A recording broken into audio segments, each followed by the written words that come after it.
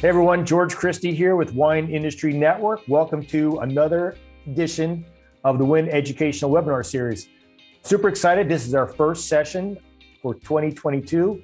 And we're talking about emerging trends in direct-to-consumer alcohol sales, increasing sophistication of domestic DTC, and extending into international direct-to-consumer sales. Today's session is sponsored by A2C, Alcohol to Consumer, along with Big Commerce. And super exciting. As someone who's a partner in a small winery, we're constantly looking at ways to expand our direct-to-consumer channel. And so on a personal note, I'm super excited about today, and I hope you are as well. Now, as is always the case, we want to make sure our sessions are as engaging as possible. So to that end, we pre-recorded this a few days ago. We do that for quality purposes, but the bonus is that while you're watching the broadcast, our speakers are watching the broadcast as well. They're in the chat room. They can take your questions as they come in. So you don't need to wait till the end for kind of an old school Q&A. As a question comes to mind, type it into the chat room and our speakers will basically address that in real time. So please take advantage of that. So let's jump into it. I'd like to introduce our speakers today. We have Adam Ivor. Adam is the co-founder for Gliding Eagle. He's going to be joined by Dan Fertig. Dan is the Vice President of Partnerships over at Big Commerce. Guys, welcome. Thank you, George, for having us. Well, I'm excited to hear what you guys have to say. And as I said in the opening, I think with all we've gone through in 2020 and 2021, I think you have to be living under a rock if you haven't experienced the reality that consumers are buying differently than they were in 2019. And despite all of the challenges that we've had, there have been a lot of great opportunities that have been exposed. So I'm excited to hear what you guys have to tell us about today. Right on. I appreciate that, George.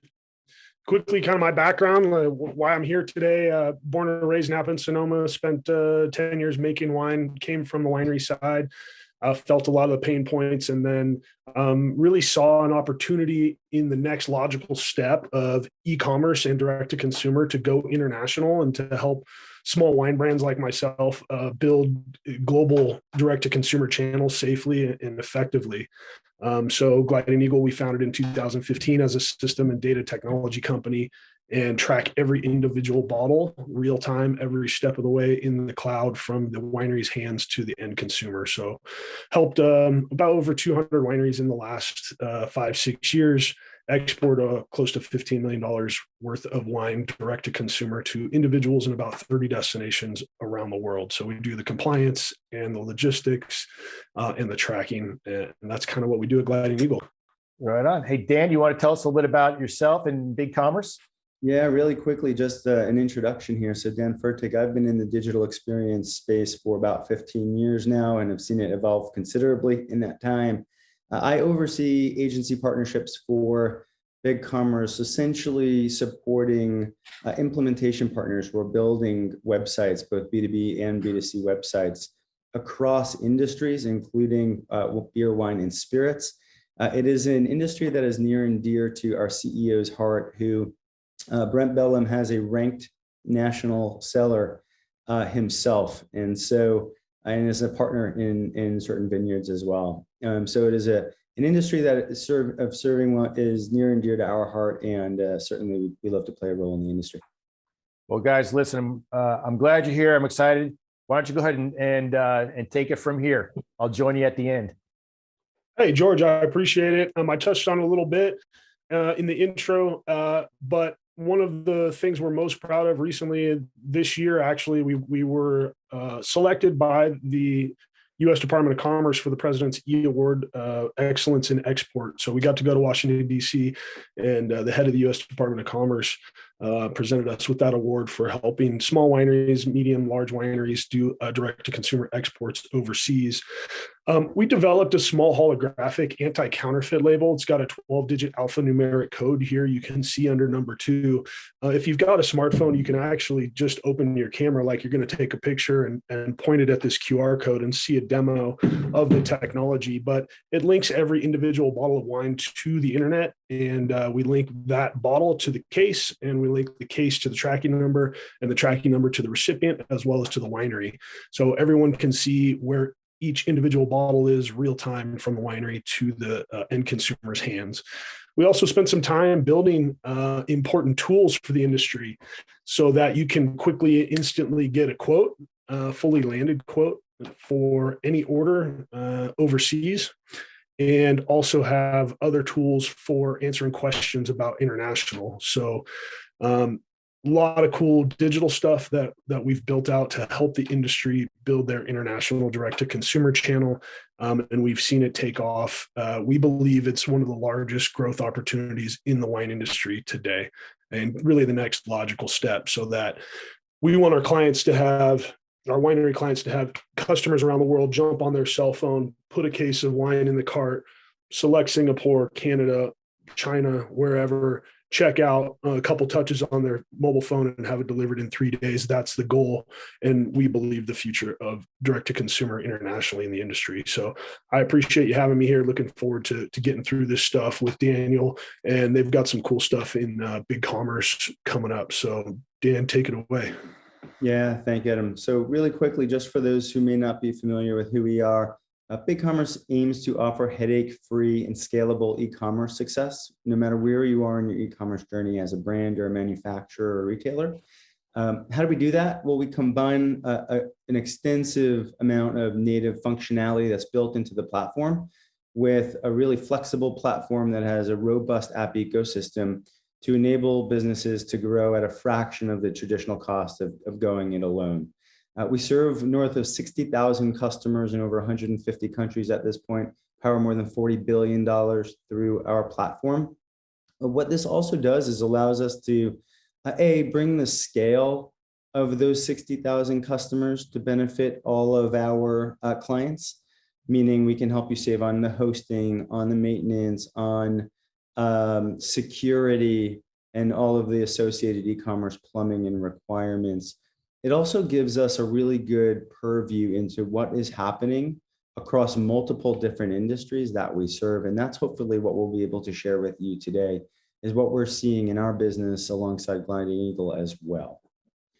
You go to the next slide quickly, Adam.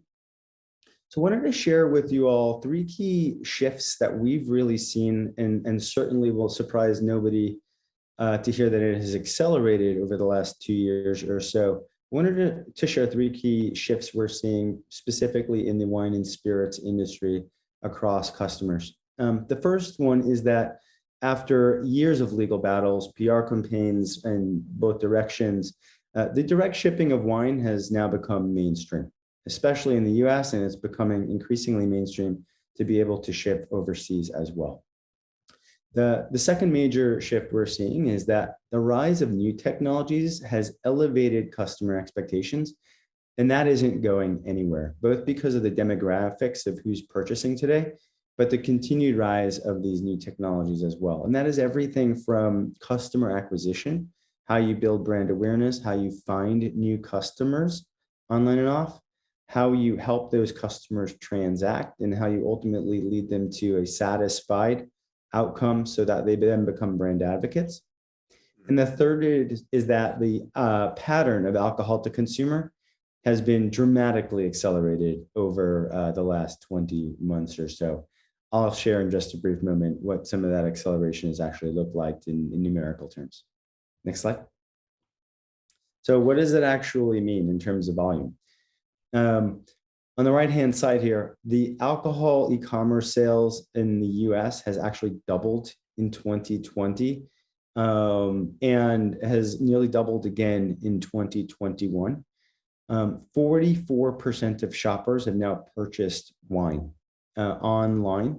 So whereas people had historically done it in brick and mortar retail or at grocery, nearly half of the world's population has now purchased wine online in the US, the age eligible population. The beautiful part here is that if you're not already doing it today, the market is just starting to grow, meaning IWSR expects a 42% increase in market size over the next 12 months.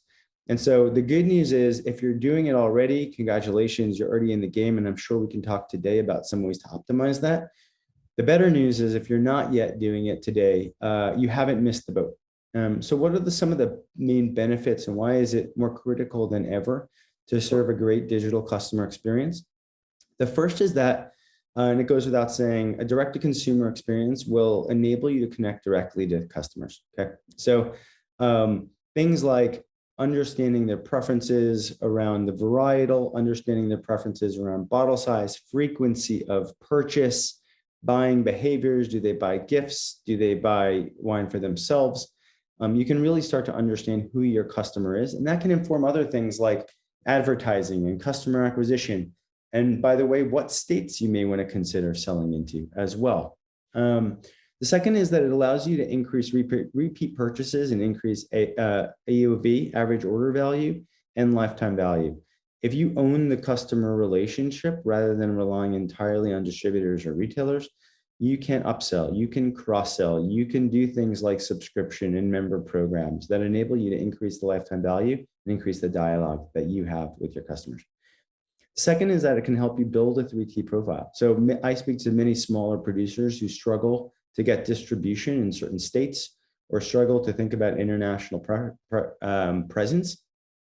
If you can prove out, say, I have X number of people in this particular state that are either purchasing or have back ordered certain product, you can actually go and create a distribution relationship based off of that known data. And the third main benefit and requirement and critical benefit is the ability to expand your brand presence and enter new markets. 26% of wine purchases are now digitally influenced, whether or not they occur online or off. Even those that happen in store are now digitally influenced, according to Forrester. That number isn't going down. And so selling direct to consumer allows customers in new states, it could be new countries, to more quickly learn about your brand and ultimately transact with you and build that relationship with you. But I say all that, the direct-to-consumer model is not without some potential hurdles to overcome. So Adam, why don't you start sharing a little bit about what some of those hurdles look like? Yeah, I appreciate that, Dan. And also just one thing on this, for the international, these numbers here are mostly domestic, but on the international direct-to-consumer side, from 2019 to 2020, we saw those shipments double as well. And we were able to export over $5 million worth of wine just during COVID alone. So even though the international traveler was not coming, we've seen double-digit growth as well, sometimes triple-digit growth. So as Dan mentioned, there are some challenges. Obviously, each state, we joke sometimes that we live in a country with 50 different countries, because when it comes to alcohol law, every single state can be different. And for international duties and tax calculation, right? Gliding Eagle, we have a master calendar that has international holidays on top of international weather data. And we also need to know compliance for stuff like the volume importation limit for personal consumption, right? So some of the rules and regulations there, obviously, even in the US at the state level, sometimes down to the county level. And overseas, you've got some localization. So you've different cultures. We're obviously in different time zones, different currencies, different languages. And that's where, we can help with that. The challenges seem sometimes insurmountable when you go international, but we've proven that we can make it very simple.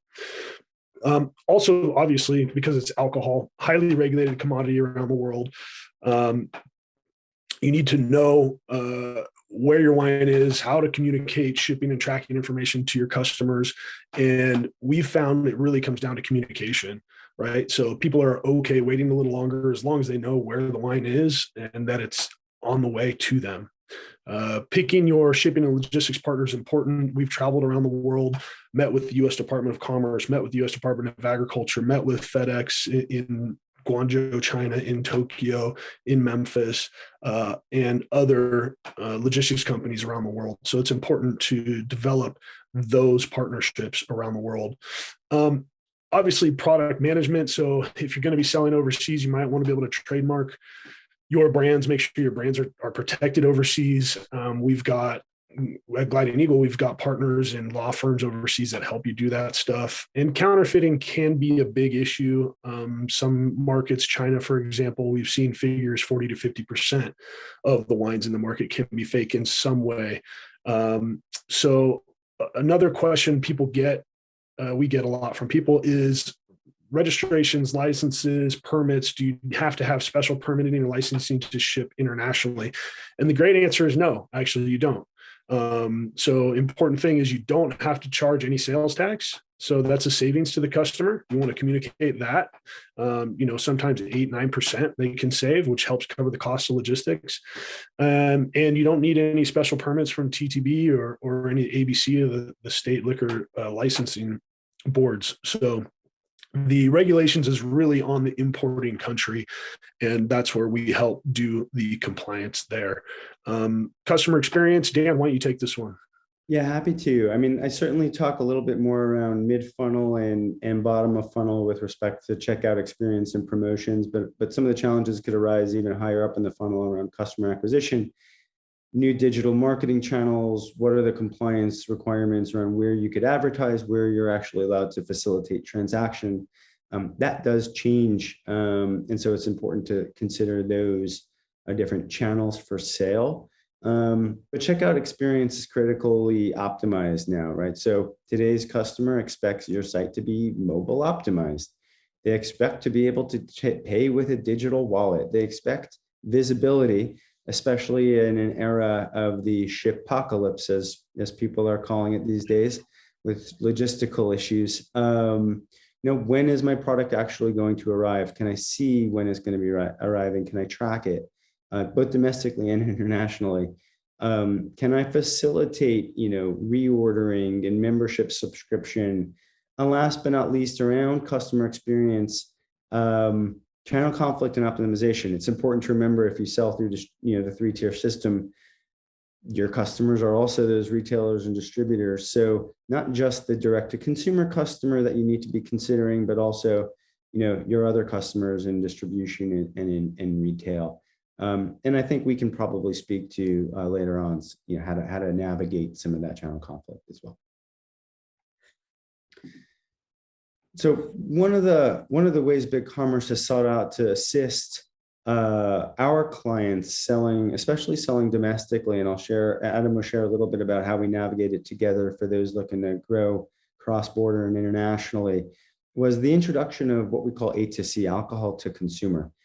A2C functionally aims to simplify for any brand that is looking to conquer the world of direct-to-consumer by combining the e-commerce power, the usability, the flexibility, the security, and the scalability of BigCommerce with all of the native compliance solutions of Ship Compliant for a combined 35 plus years in the wine and spirits industry servicing those customers. So A2C brings those two solutions to bear to help you sell with an optimized customer experience, both B2B and B2C, as well as navigate all of the domestic rules and regulations and compliance requirements that go into selling across state lines and into certain states as well. So we're very excited to bring that to market, and it's been really well received, and certainly one of the things that we'll want to follow up with folks on if they're interested in learning more. Awesome. So I wanted to touch a little bit on the opportunity of doing international direct-to-consumer. People say, why? What's the point? Where's the value proposition in it? And over the last 5-6 years, we've exported coming up on $14 million worth of wine overseas. Some of the fun touch points is really the AOV and the average order size, right? Typically, domestic average order size, we're looking at about 4 bottles.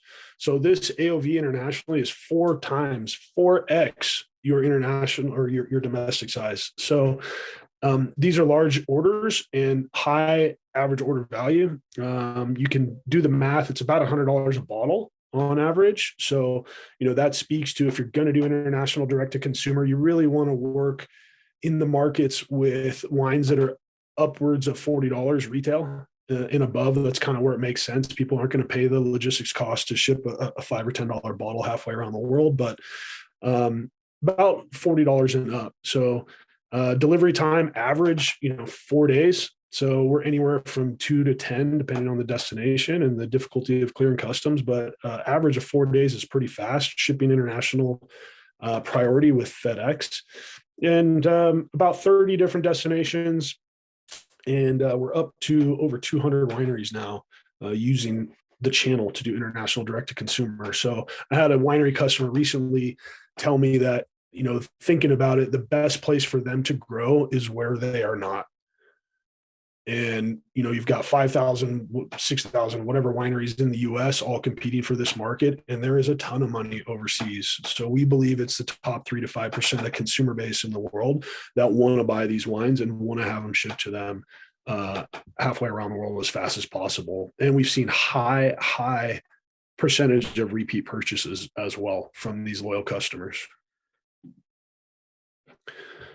Okay, so I wanted to pick a medium-sized winery. They're not huge like a Constellation or a Treasury, but they're not teeny tiny either. And we've got some 3,000-4,000 case wineries that surprise me and do significantly well doing international direct-to-consumer. But this medium-sized winery joined us back in March, and they were happy really just getting off the ground and launching without a ton of investment, doing $30,000 in their first year.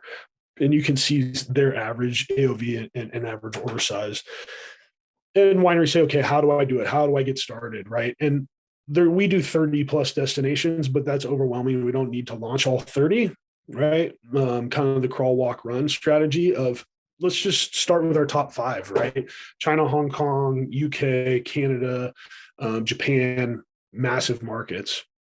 Then they started building international clubs, right? So you look at the LTV, lifetime value of wine club members overseas. We've got 10, 15, 20 wineries now doing 2, 3, 4 times a year international releases. And, they all started with nothing. And now they've got hundreds of club members. They've invested in staff training and utilizing some of the tools. And they're really not hard to use. We tried to make it as simple as possible and implemented these easy to use tools like a knowledge base where you can search Germany and look up how do I ship to Germany, for example.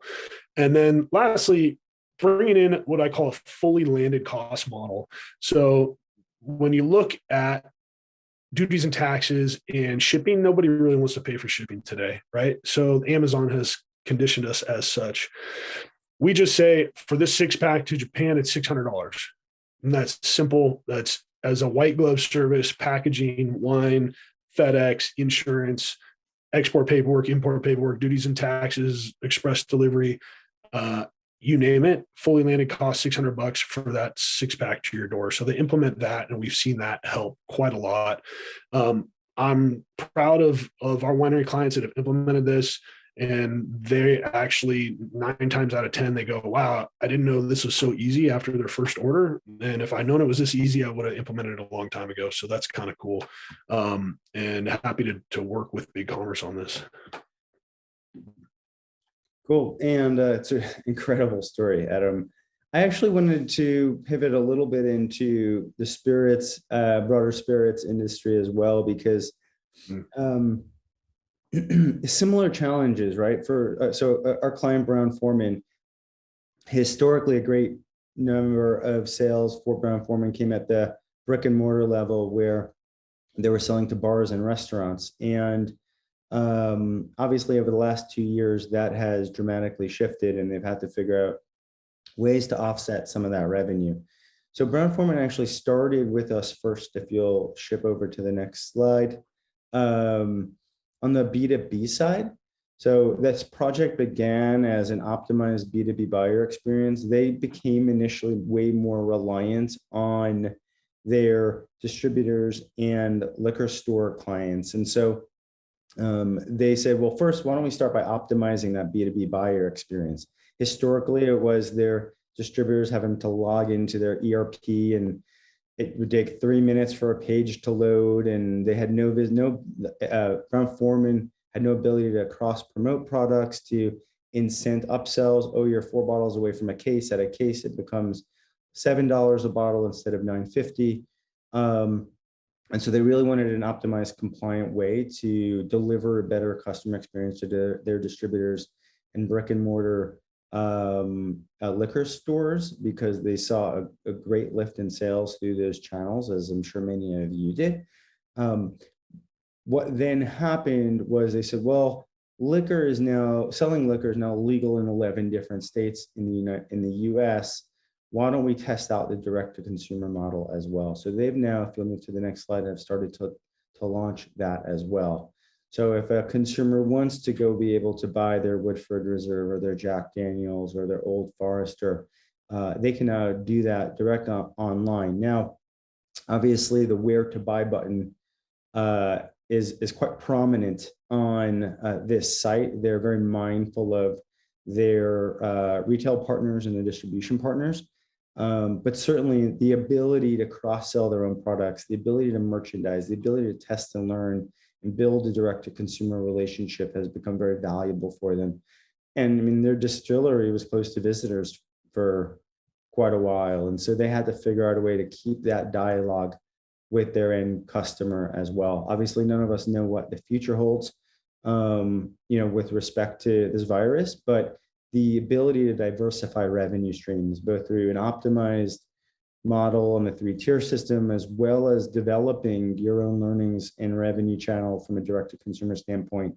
I'm certainly seeing, businesses take that up. Well, I like telling the story. Number one, I mean, they're the second largest liquor company, I think, in the world, and they're entering this space. So clearly, there's money to be made. But number two, they're just entering this space. And so what I always like to remind our customers is, if you're just getting your feet wet and dipping your toes in the direct-to-consumer waters, you're not alone. And some of the smartest wine and liquor companies on earth are just getting started and just figuring it out themselves. And so, this is my friendly reminder that there are those of us in the industry that are incentivized and really dedicated to helping you be successful with this model.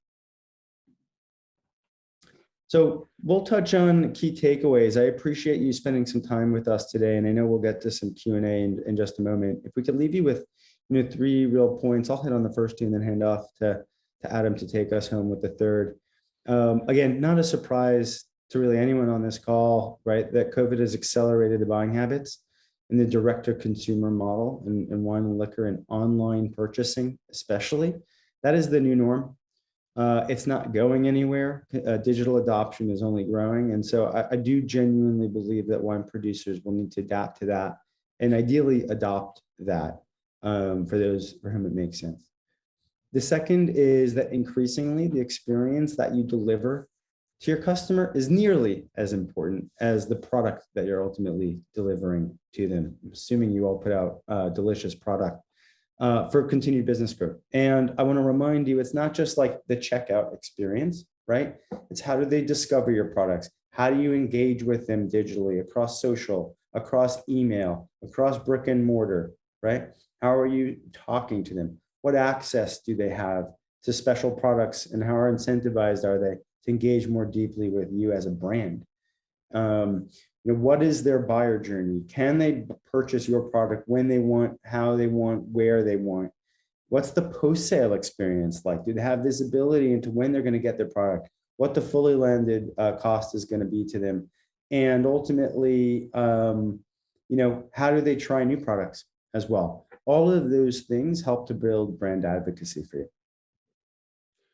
Awesome, Dan. Thank you. And lastly, number 3, guys, is, we know that direct to consumer, it doesn't come seamlessly. There are some potential hurdles, but we've seen that it's definitely worth it. You've got higher margins, your direct relationship with the customer, et cetera.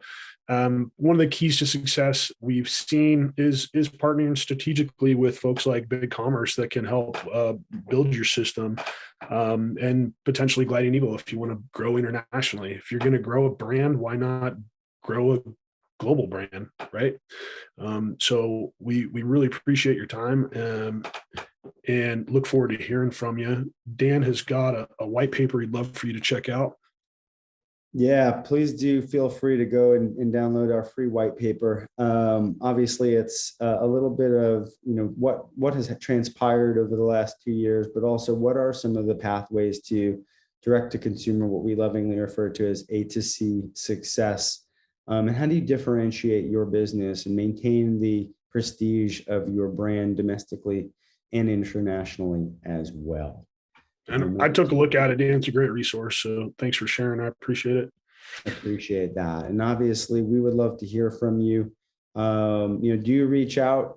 We're offering up, our time, 60-minute consultation, help you understand, help us to help you navigate your direct to consumer strategy, maybe offer up some tips. And then, if you're interested in ultimately partnering with us, obviously we want to make sure you get off on the right foot, and this is a really profitable venture for you. So certainly free time as well. And you've got both Adam and my email right there on the slide as well. Thank you so much for your time. And I hope this was helpful for you all as you navigate your own A to C journeys. Well, guys, thank you very much. That was really interesting. And I've got a few questions I just wanted to pile on here at the very end. Talk to me a little bit about how wineries should think about if they want to go international, for example. What do you tell them when they're asking which country should I target? I know you, Adam, I think talked about going slow on that, but where do you tell them they should start when they're thinking about this? Yeah, absolutely. It's a great question. We get it all the time. I love certain countries. Japan has been one of our fastest growing, one of our biggest countries as of late. Canada has been also growing quickly. It's got a little more challenges logistically, but a great market. And I love starting with the UK because it's English speaking. You don't have the language barrier there. We can deliver in 2-3 days. The duties and taxes is lower. The compliance burden is lower. And eventually you can get into China, right? The biggest market in the world. It's the market that we started with because there were so many challenges that we wanted to solve. So eventually get into China. But I think UK, Hong Kong for sure, Japan, Canada, and even Singapore, Taiwan later are really where I would start. That's great, Adam. And you and I chatted a little bit about shipping costs. As I mentioned earlier, I'm partners on a small wine brand, and I thought, gosh, how much more expensive is it to ship here? And does that become a deterrent on the sales front? And I'd love for you to share with our audience what you shared with me when it comes to the cost of shipping and how that is impacts things. Yeah, absolutely. Average bottle price for shipping is $100. And so these people have money, right? They're ultra premium customer base, luxury customer base, and we haven't really seen it be a big deterrent, the shipping cost. And we can actually deliver more efficiently than the traditional B2B channel internationally is what we found. Now, what about permits and licensing? What do you, how complicated is that, regardless of which country you select? Well, I wouldn't touch domestic with a 10-foot pole. That's why I do international. That's what ship compliant is for. Those guys are great. But on the international side, actually, it's much lower of a burden than you would think. There's really no federal or state permits or licensing that you need to ship internationally. The burden of compliance is on the importing country, and we handle all of that paperwork for you. So many countries, you don't have to register the SKU with the government like you do through the B2B channel. You don't have to get a certificate of origin or certificate of sanitation. It's actually quite easier to do international direct to consumer. Nice. And then you mentioned earlier, no sales tax. Yeah, man, no sales tax. No one likes paying sales tax, right? Need to move to Oregon. So yeah, it's a nice savings when you're shipping internationally. You can tell your customers, pass that on. It's a nice sales piece, and does help cover the cost of maybe the logistics to get it home. Yes, no, certainly, especially if you're talking about high ticket items, right? That tax is not insignificant, and so I can see where that would offset things. Yeah. And on the, I'd say on the domestic side, obviously the ADC solution does offer real-time compliance check and tax calculation. It does offer up like a centralized database to help manage all of your customer licenses and things of that nature as well for both, direct to consumer and 3-tier systems. So that's great. Because obviously it's just incredibly complicated and it's not getting any simpler out there. Talk to me a little about timelines. So for someone who's interested in working with you guys, what's the timeline to implement something like that? Yeah, I can touch on that from just getting stood up from a direct to consumer model standpoint. Certainly we'd offer up some time to get, fine tune the numbers. I mean, on average, our typical customer can be live in anywhere from 30 to 60 days with a fully launched website, integrated ATC, selling direct to consumers, integrating in your member club, user generated ratings and reviews of content, optimize shopping experience, any back office systems that you have as well. And then from a cost standpoint, there would typically be associated like the build of the site, the design, the creative elements associated with the build of that site as well. And from a costing standpoint for the software, there is a monthly license associated with the BigCommerce side, and Adam can share obviously on the Gliding Eagle side as well. Adam, what about you? So let's say you got my attention. I want to ship wine in Japan. Yeah. How long does it take to get from A to Z on that? Yeah, absolutely. Our tools can be implemented on any device, your mobile phone or your tablet or any POS. We can load those remotely almost immediately. So, you're up and running in a week as long as you got your staff trained and you take a look at the agreement. We have a small monthly fee for the service, and obviously the logistics cost is passed on to the customer. But yeah, we could do a shipment same day. It's really fast to get up and running. Okay, that's great, man. Let's talk about like e-commerce platform considerations, and you guys talked about some, starting small and scale is needed. What can you kind of elaborate a little bit more on that? Sure, yeah, and I can probably touch on that. It's probably a question around, why would we think about BigCommerce? How many other platforms are there? Yeah. Certainly, I think the benefit of a solution like BigCommerce is that we serve customers that are just getting started selling product online, and we serve General Electric, who uses our software to sell airplane parts and locomotive parts across our platform, all from the same underlying architecture. And so because it is a software application that's highly flexible, you can start small, test and learn the direct to consumer model. And as you scale and become really successful, the platform will help you and empower you and enable you to do that.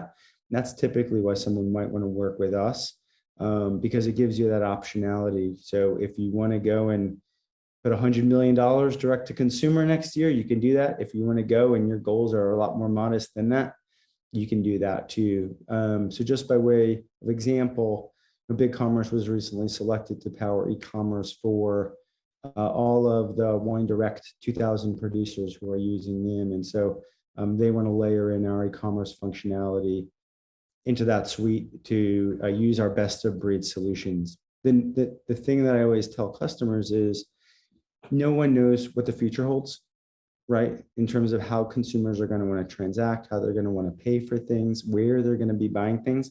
I joke all the time that 5 years ago, Facebook was an ad platform. And Amazon was a marketplace. Now it turns out Instagram, Facebook are a marketplace where people transact, and Amazon is the third largest ad platform on earth. And so nobody here knows what the future holds. And if you do, please definitely email me after this talk. But the nice part is that BigCommerce is the market leader, and we're one of only a couple of platforms on earth to be integrated into TikTok and Instagram, and we were the first on earth to offer Apple Pay. And so no matter what the future holds, you want to bet on a partner who will help you adapt to changing consumer behaviors, because I promise you they'll be different 5 years from now than they are today. Yeah.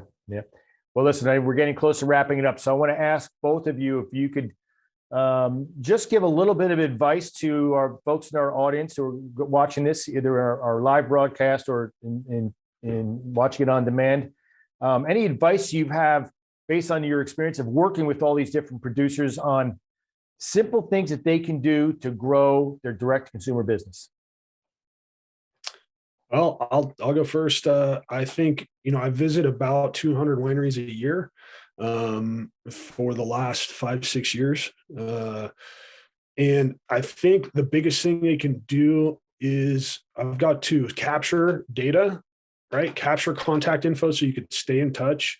There's a lot of wineries I visit who have had hundreds of thousands of international visitors visit them over the years, but yet they don't have a way to reach out to sell to them. So that's a big missed opportunity. So capture data on how to contact these folks in the future, and then look at new paths of customer acquisition. Right. Obviously, COVID has changed it. So you don't have to have people from Ohio walk into your tasting room or people from Japan walk into your tasting room to sell to them now. We've seen massive success with virtual tastings. We've seen massive success with corporate gifting, right? Think Deloitte, Salesforce, Google, you name it, doing corporate gifting for clients and partners around the world. Those are a couple of things that I would suggest that I've seen be successful for our international direct-to-consumer winery clients recently. Thanks, Adam. Dan, anything to add on that? I would actually, ironically, answer that in part by saying, when you're going to do direct-to-consumer, one of the best practices is not to ignore your distribution and retail customers. Okay. Make their buying experience as direct to consumer like as possible, as optimized as possible. Guess what? It's the same millennials who are now buyers and distributors in the B2B world, right? And they don't want to be faxing orders or working out of your ERP. So I would say, if you're going to focus on direct to consumer, don't ignore the traditional channels. You can use the technology to help those companies enjoy their experience with you, buy more, and maintain your competitive edge. The second is really go into this with a thoughtful strategy for why customers are going to be delighted to engage with you directly, right? It could be meet the winemaker sessions. It could be special large format bottlings, specifically available on a direct to consumer site. It could be live Ask Me Anything sessions. Build your community, build your wine club, get people interacting with your brand, incentivize them. Really think about how you're going to differentiate that direct to consumer experience from the traditional experience that they'll get buying elsewhere. But that's great, Dan. And I love starting to integrate the word community into how we think about our consumers, right? Because a club sort of feels like it's almost separate, and the community makes it feel like, it's all one and the same. So I love the way that sounds, and I hope people take that to heart. Well, I want to thank you. It's a communal product, right? At the end of the day. Yeah, right? No doubt about it. Well, listen, guys, I want to thank you for your time once again. I want to thank Gliding Eagle and Big Commerce for sponsoring this educational webinar. And of course, I want to thank everyone in the audience for joining us once again. I hope you found it as interesting as I did, and really encourage you to take advantage of their offers, a 60-minute consultation on your A to C strategy. Why not? Why wouldn't you want to take them up on it? So I encourage you to take advantage of that. And once again, thank everyone for their time. And of course, Dan and Adam, thank you guys for leading such a great presentation. I look forward to working with you guys again in the future. Thanks so much, George. Thank you, everybody. Thank you. Take care.